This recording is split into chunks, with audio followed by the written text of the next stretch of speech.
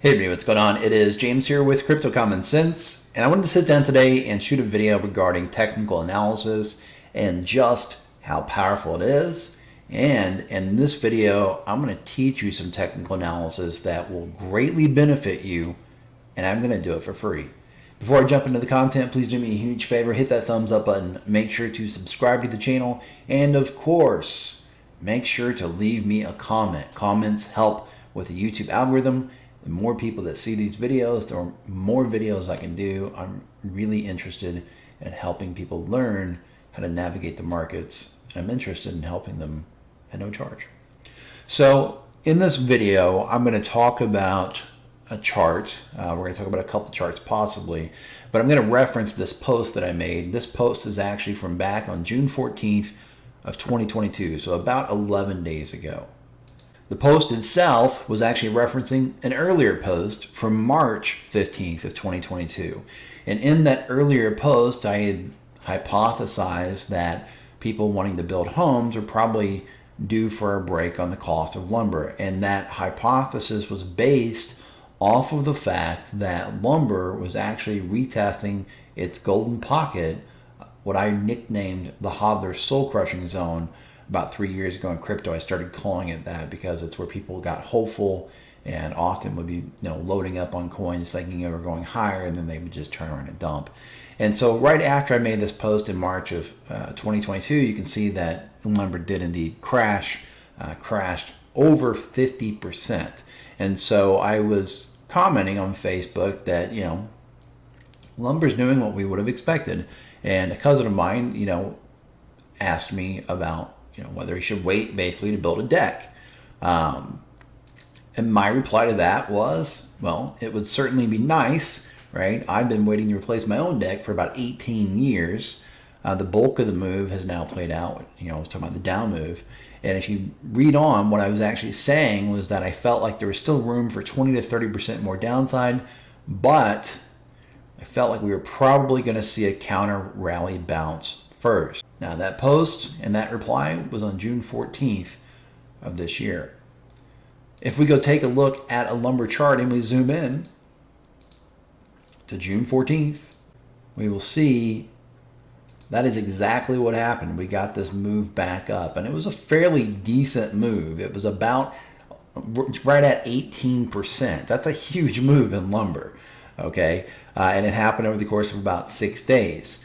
So the reason I'm showing you this is because a lot of people seem to think that technical analysis is this skill set that only works in one certain asset class, and it's simply not the case. The technical analysis that I first learned in cryptocurrency, I then went and applied to the stock market. And then I took that same technical analysis and I started using it to trade futures.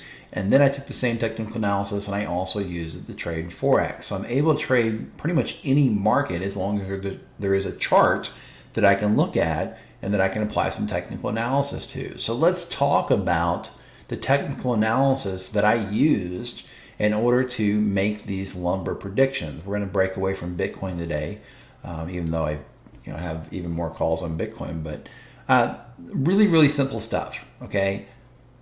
What I was looking at with lumber was, again, Fibonacci levels. So let's take everything off the chart. Essentially, anytime a market moves too far in one direction, eventually it's going to retrace and take back some of that move.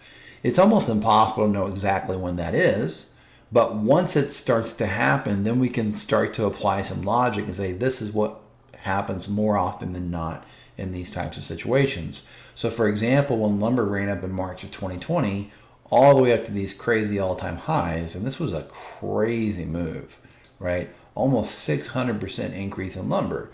Okay, well, hard to call the exact top on that, but then when it had this almost straight shot down, was a lot easier to say, okay, we're probably going to get a move back to that golden pocket, otherwise known as the hodler soul crushing zone.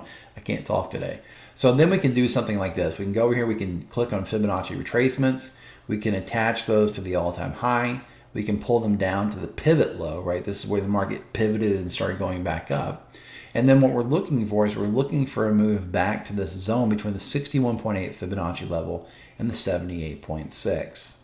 That's this whole zone right here. And that's what I call the hodler soul crushing zone. Okay. And what I do is I then look for other reasons. Like if I want to take a trade, I look for other reasons that I might want to take a short position on that particular asset. So for example, in the case of lumber, I really didn't have a reason on this candle or this candle or this candle, right? It looked like I was going to miss the move. I may have had a reason right here. So take a look at this. Okay, so you have a chart that looks like this. There's a pretty good reason, right? There's a reasonable expectation that this is probably going to be a good short. So maybe, I take a short right here. I put a stop back at the last high, looks something like this, and then I try to ride that down, back to, depending on whether I think it's going lower, whether I think it's a scalp, right? For this case, we'll just say a scalp. I know it went lower, but we're going to keep this simple, right? So the trade would look something like this. And then, of course, if we hit play, oh, it's looking good. Okay, we're good. We're good. Uh-oh. What's happening? Maybe it's good. Maybe not. Hit play. And boom, stopped out. Well, that's a bummer. So then that person loses that trade. But if they're a trader, they just write it down. They lost 1R. Okay. Again, 1R is just how much you're risking. So if you risk $100 every time you take a trade, they lost $100. Okay. But if you hit play a few more times, let a couple more candles come in, you get a whole new entry right here in this green candle here, right? Now suddenly, okay, you've lost that first trade, but now it's like, okay, now it's, trying to double top possibly. It looks like it's leaving behind a supply wick right at that zone, and you get to take a second shot at it. And then you take a shot, looks something like this, right? You've got your stop loss, so you're risking $100. So you lost 100 on the first one, you're risking $100 again.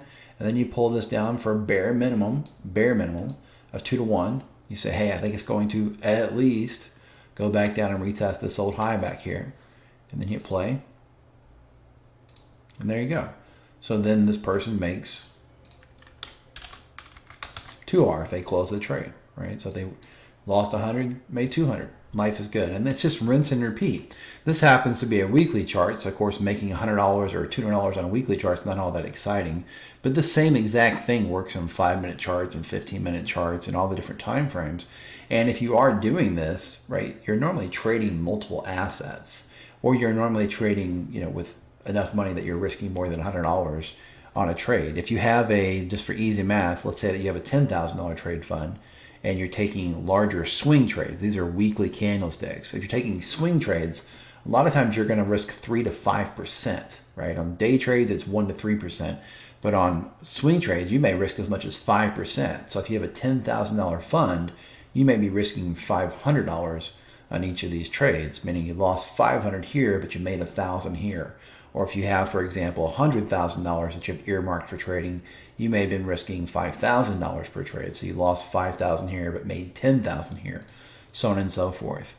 But this technical analysis that these trades are based off of, it's really, really simple stuff. And most technical analysis that works, in my opinion, most of the simpler technical analysis, that's where the money is made. When people start getting into these really crazy technical analysis systems, it's like, like Elliott waves are a perfect example. And I'm not knocking Elliott wave traders, but most Elliott wave traders are really bad. And they'll put these waves in the chart and they change them like every couple of days. Like, oh no, that wasn't the count. This is the count. No, that wasn't the count. This is the count. And they're always changing them. So in the end, it's like, well, how do you know which one's going to be right up front? You really don't. That's why I don't really look a whole lot at Elliott waves. I think they're great in hindsight. You can look back and say, oh, obviously that was an Elliott wave pattern. But it's really tough to find them in the moment. And again, I'm not an Elliott wave trader, so an Elliott wave trader may disagree with me, and that's perfectly fine. But for me, things like this are very, very simple. Looking for obvious points of demand or obvious points of supply, obvious zones like this here. Some people say, well, why does that work? That sounds like hocus pocus. Listen, I don't think it's hocus pocus. Fibonacci levels are really interesting. You can go study them and Google them and find out all the stuff in nature that has Fibonacci levels. But that's not why it works, in my opinion. I think it works simply because there's algorithms that trade it. I think a lot of people have written algorithms that trade these zones, so they become like a self-fulfilling prophecy because people think it's going to go down there. They trade it that way, and because they trade it that way, that's what ends up happening. I don't necessarily think it would happen naturally. I think it's kind of, just, again, a self-fulfilling prophecy. All right, but same thing like when it goes down here. So that was the first part of the call back in March when I said, hey, I think lumber is going to cool off. But then if you remember, June 14th, I said, hey, I think we've got this, counter rally that's probably due. So what was that all about? How did I figure that was going to happen, right? And again, I'm not saying I'm right all the time. I'm certainly not. But you saw even in the first example that one of those trades was a loser, one of them was a winner. But if you look at RSI, or you can use lots of indicators for this, but RSI is one of the ones that I like. So you're looking at RSI here, and you'll notice, I'll turn the lines off here. All right, so if you look down here, we're really, really oversold, but we're not just oversold, because when you first break into oversold, a lot of times you just keep going. Just like when you break into overbought, a lot of times you keep going. It's ironic that people teach RSI as being oversold and overbought. I hate the terms, because the reality is this, is oftentimes, when RSI gets overbought, it's actually more of a buy signal than a sell signal. And a lot of times when it gets oversold, it's actually more of a sell signal than a buy signal. But, that's a story for another time. But when we got over here, we had been oversold for, a few weeks, right? You're talking about all the way back mid-May is when we broke down there, and we were just kind of ranging down there. So when you start ranging in those areas, that's when I personally start thinking, okay, really is oversold now. It's probably ready to, break out of that range, so to speak. And the other thing is more often than not in markets, you just come down and retest old zones of supply and demand. It's kind of like Bitcoin had its ascending triangle in the winter of 2018, and it broke out of that. And then in March of 2020, it retested that. Same thing with lumber, right? This is pretty standard behavior. You got this range back here, basically like a little accumulation range, a little baby range. And so when it broke out, it makes sense that eventually it's going to come down and retest that. That doesn't always happen, but more often than not, you'll come down and retest those zones that were previously important. See how that was important all through here? Came down and retested it, moved off of it, came down and retested it. So it would be unusual just to cut right through it. Not impossible, but unusual. So that was one of the reasons that I said, hey, we're probably going to get some kind of counter trend rally off of this. Now, the same thing is true if you look at a Bitcoin chart, and I don't want to go deep into Bitcoin analysis on this. I did a video on this a few days ago. But, you look at a Bitcoin chart, well, of course it made sense that when you came down to this zone back here, that was super important back here, well, yes, it bounced off of it. That made perfect sense. And it came down here, barely missing here, and yes, it got a bounce. But once it broke through it right here, especially on this green candle, this weekly green candle, that was actually a perfect place to look for short setups. If you weren't short already on Bitcoin, look at this. You take a short on that. It's got that nice supply wick on top. It looks like this is no longer demand. It looks like it's flipped to supply.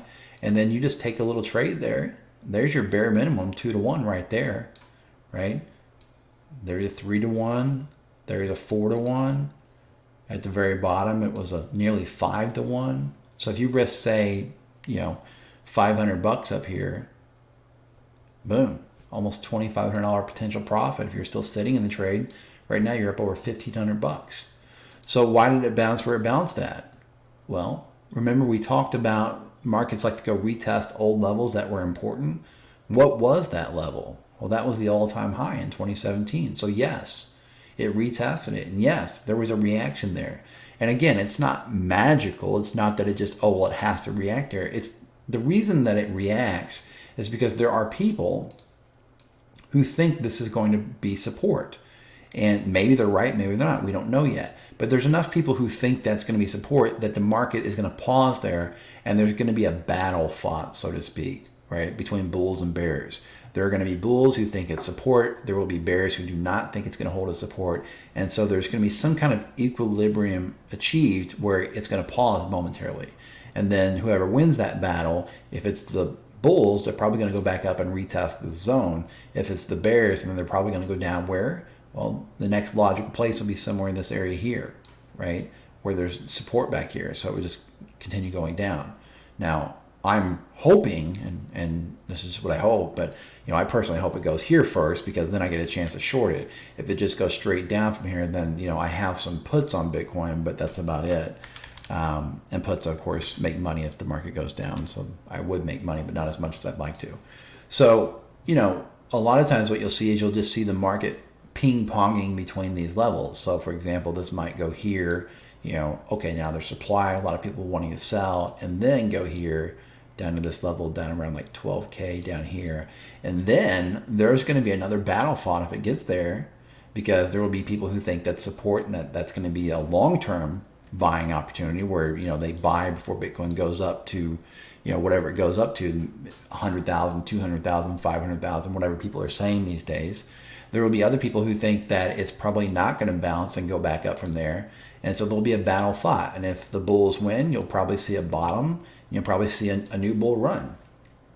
If the bears win, you'll probably see a range, and then you'll probably see it move down to the next important level that people are really keen on, which is probably going to be down around this zone between 3,000 and 4,000, right? And then same thing will happen there. There'll be a battle likely fought. If bulls win, eventually Bitcoin will consolidate and start to move back up. If bears win, then it'll move down to its next important level below that, which is down around $1,000 to $1,300, right? You put it on a log chart, right? This level through here is going to become important again. That's even further down the way, but there's still a little bit of a zone through here, and that's the $1,000 to $1,300 zone. There's a little bit of a zone through here, but not as much, right? So maybe there's a little bit of stuff going on here, maybe there's a little bit here. There's a zone through here, right? So that's what markets do, is they go back to these areas of interest, and then the battles are fought, one side wins, and whatever side wins, the market moves that direction.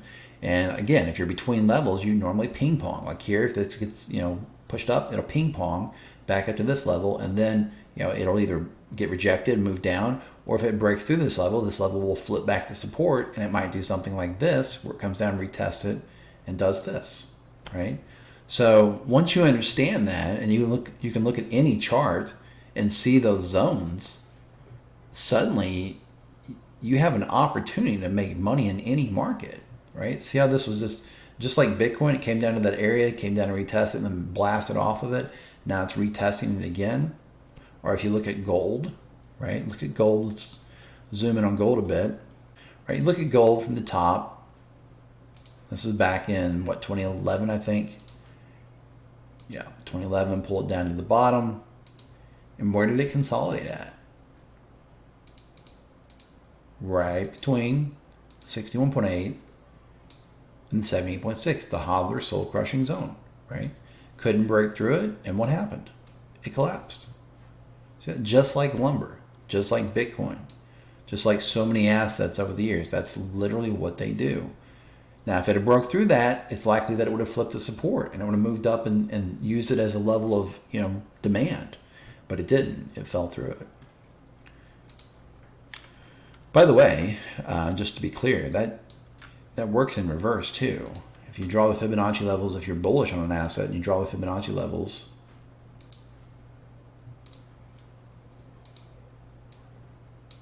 a lot of times you will come back down to that zone, and it really is a good investment zone. See this? Big move up, retracement to that zone, again retested the zone, and then boom, moonshot. And that's gold. Look at Tesla. Tesla's another one that I try to show people this on. Draw this up. There's your move up. There's your move down. And look at this. Yes, I know there are some wicks that snuck above that level, but look where they're closing. Look where they were closing. They were closing right inside that zone, and then boom, moved down. So, maybe you shorted here, got stopped out. Maybe you shorted on this one, would have made some money. Maybe you shorted here, would have made some money. Maybe you shorted here, probably got stopped out in this green candle. Maybe you shorted here, made some money. Maybe you shorted here, got stopped out. Maybe you shorted here, made some money, right? Just general, and I'm not saying you automatically take a short because the zone is tested. I'm saying, like, once you understand, like, hey, this is probably going down, or hey, this is probably going up, then you can go look for more confirmation that there's a trade there. So that was Tesla. And then I specifically remember posting about AMC over and over. Look, it's still drawn up. This is the post that I made from Facebook. First, I made this post back here when I was buying AMC. I actually posted my entry price and everything down around $5. And then in the later part of 2021, I posted, look, we're testing the trend line, plus we're testing the Hodler soul crushing zone. Like, for those that are telling you to buy AMC, they're wrong. Well, look, pinged at 61.8 almost perfectly and then collapsed. AMC price fell from September of 2021 to this year. It fell over 81%. And that was a fall of nearly 86, well, almost 87% from the all-time high. You're talking about a stock that was around $52, fell all the way down to under $10. And you could have caught that short or bought bearish puts on that stock just because you understood, hey, it's inside of a downtrend, plus it's testing the Hodler soul crushing zone. See how easy that is? That's really how easy technical analysis is. And again, I don't want to make it sound like it's 100% because sometimes you'll see this and it'll end up breaking through. But if you understand technical analysis, let's say that this happened, say it came down here, made a new run and broke through, well then you would know, hey, this is now support and it's probably going to do this and this. And then you get to look for bullish positions. So it's kind of like, it's not necessarily knowing for sure what's going to happen. It's knowing, like, if this happens, then this might happen. Or if this happens, then this might happen. And so it just gives you kind of an edge over the market. And that's all you need.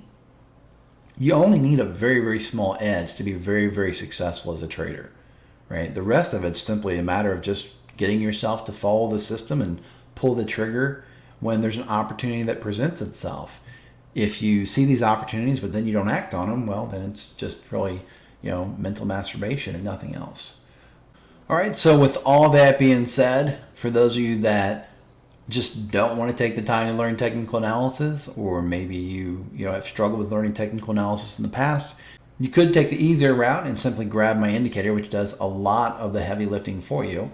For example, if we set this on the default settings, which is 40 on the look back, 100 on the trending MA, and 2 on the range breadth, and we take a look at an AMC chart, you will see that this will actually tell you when it thinks you should buy and sell. Sometimes it's right and sometimes it's wrong, but it does make life easy. There's a sell signal that worked out beautifully.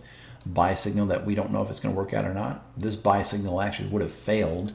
It looks like it would have won, but you would have been stopped out. Sell signal that would have maybe made a little bit of money. Not an amazing amount of money by sure. Really nice buy signal.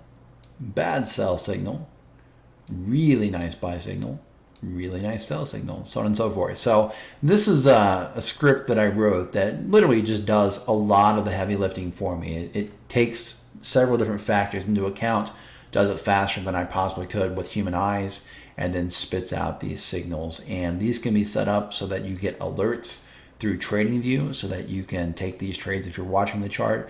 They can also be set up automatically with third-party software if you'd like to do that. There is software on the market that allows you to input webhooks so that you can hook up TradingView to that software, and then it will automatically take those trades. So for those of you that want to learn technical analysis, I think it's great. I think everybody should. Even if you're using automated software, I think it's worth learning. But for those of you that simply don't have the time or simply have the interest, feel free to check out this indicator. There'll be a link down in the description. You can sign up either on the annual plan, which will save you a bit of money, or you can sign up for the monthly plan if you're not quite sure about it yet. All right, also please remember, I am some guy, I'm sitting in a spare bedroom, and that means that nothing in the video is financial advice. You should always go out and do your own due diligence and seek out professional financial advice from a licensed financial advisor before making any type of investment in cryptocurrency, the stock market, precious metals, Forex, or any other tradable asset. This is James with Crypto Common Sense, reminding you to please trade safe. I'll talk to you soon.